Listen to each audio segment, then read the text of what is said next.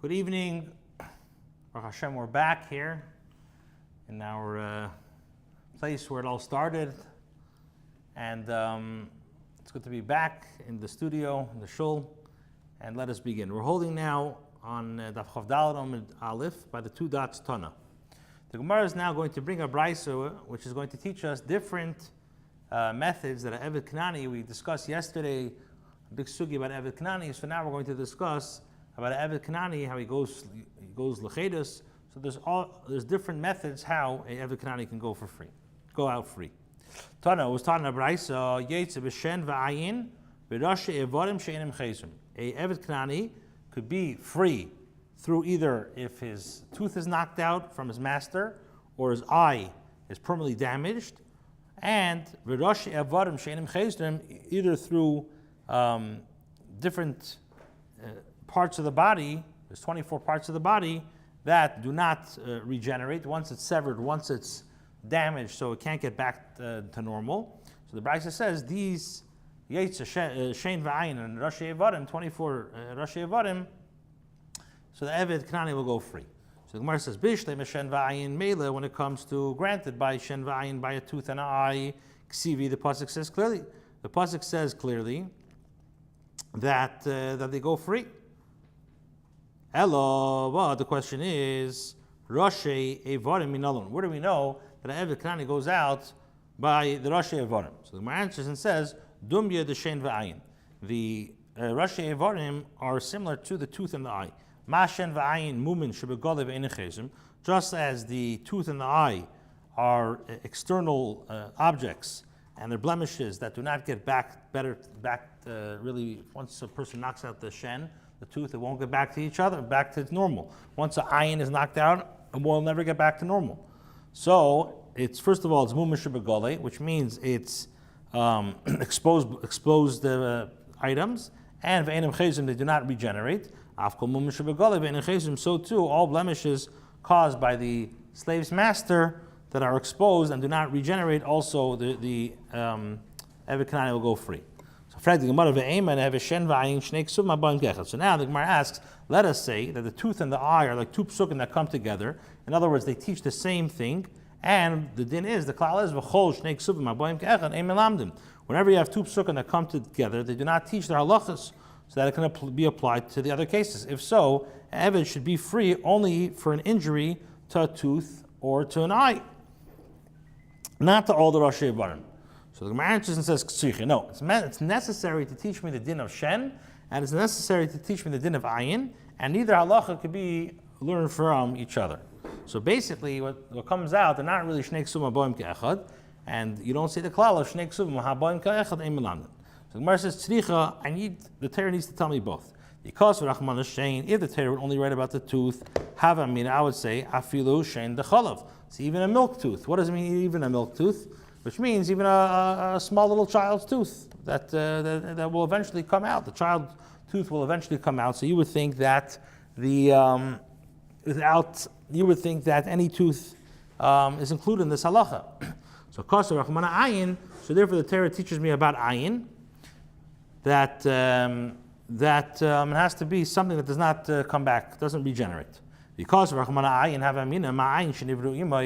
Torah would only write about eye, I would say that just as an eye was created with him in the womb, so too the halacha applies anything that was created with him in the womb.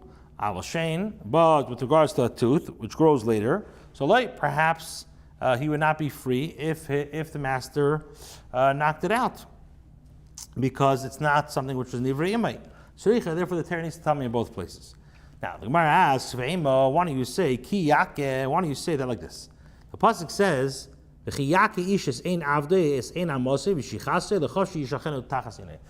the Gemara asks in this pasuk ki yake, why don't I say that ki yake is a klal? It's a general.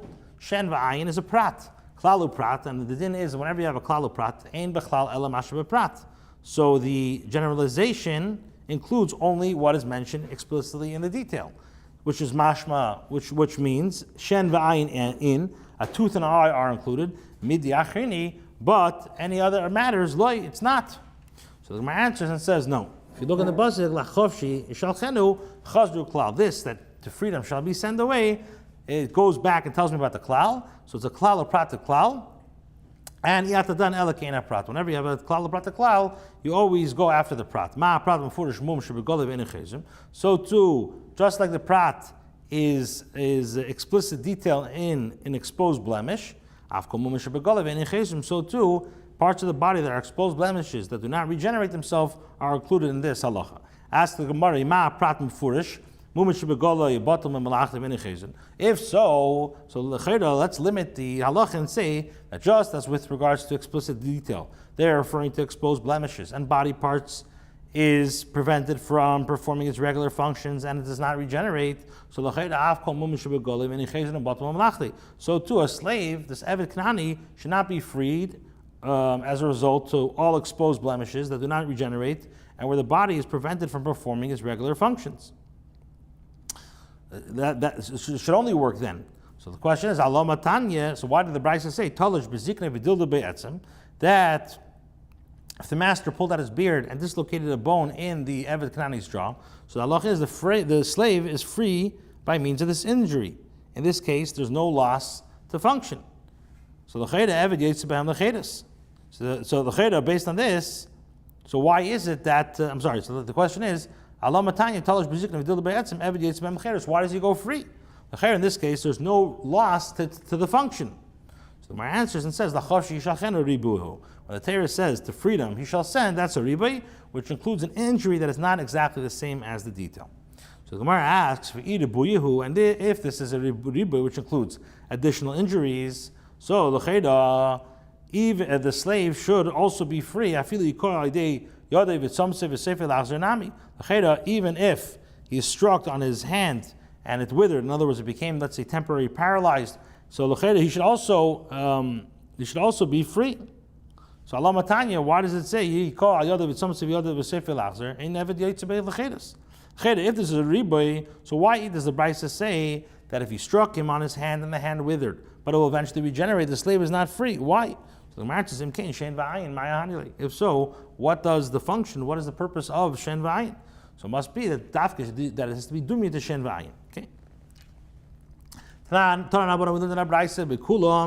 And with regards to any of these chav dalid evarim, eved yetz b'hem l'chedus. First of all, if the master strikes the eved, the slave goes free, and v'tzarach get shichur, and also he requires a get shichur. These are the words of Reb Shimon.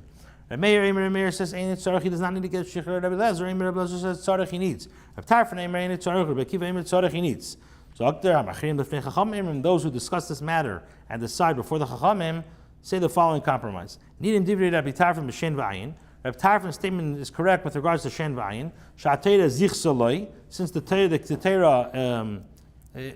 since in this case the Torah benefited him, because his right to free is stated explicitly in the Torah, the slave does not require a get shichur. However, when it comes to other evarim, we pass like Rabbi Akiva. Since it's a rabbinic penalty.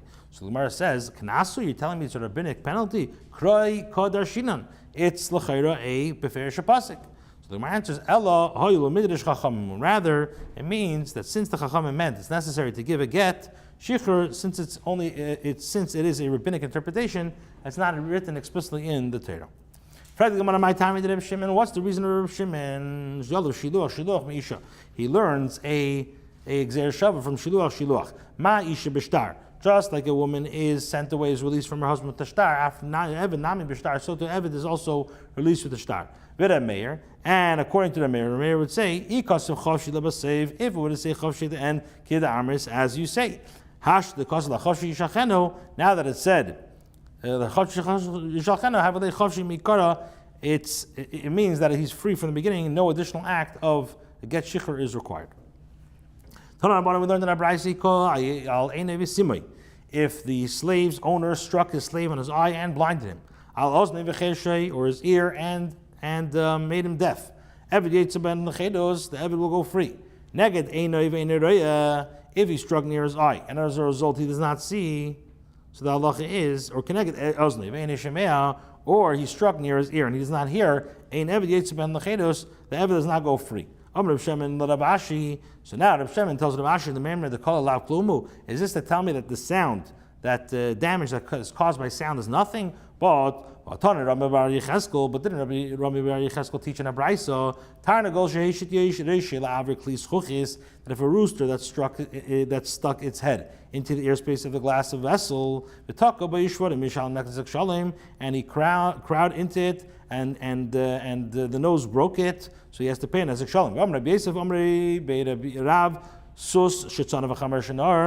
With regard to a horse that neighed or a donkey that brayed, and they broke the vessel. So what do we see from here? We see that although these two examples are different, one pays a nezek shalom and one pays a chatzi nezek, it's clear that sound can be a source of liability of damages.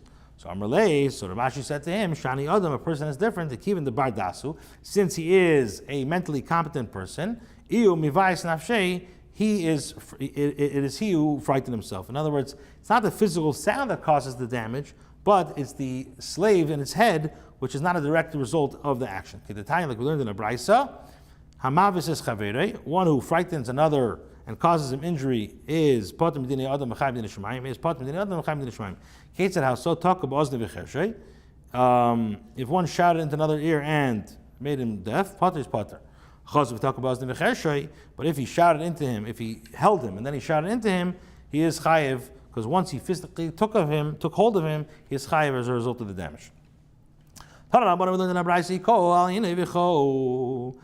the master struck him on his eye and weakened his vision without blinding him. He just weakened his vision. Or his tooth and loosened it.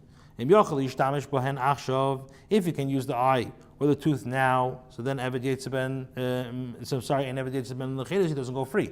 But if not, it's Eved Yetzeben L'cheres. But if not, then he goes free. Another brayso. If we learned in another brayso that where the slave's eye was weak prior to the incident, and the master blinded it entirely,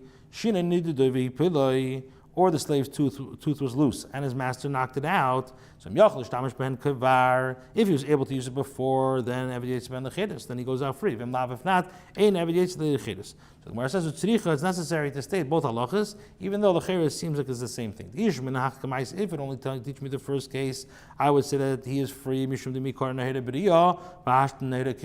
in the beginning he had good vision and now he has weak vision. But over here, in the second brayso where the chatchila he has weak vision, I would say he does not go free. And if it only teach me this halacha mishum the sam the gamri, I would say that he's free because he blinded him entirely.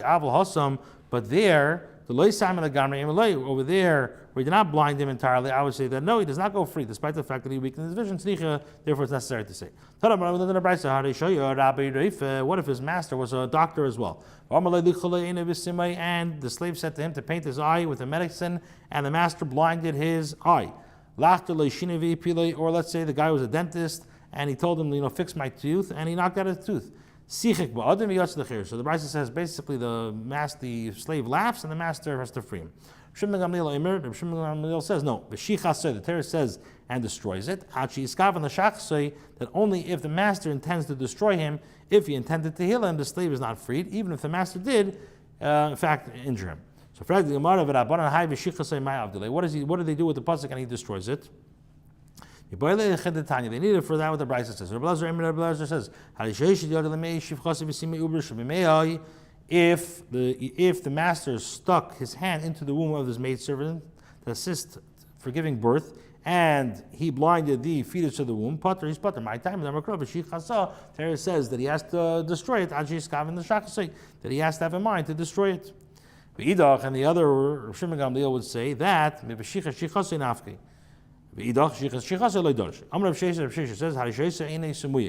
where the slave's eye was blind and the master removed it entirely, so then my time because he's lacking a limb, which is worse than a blemish.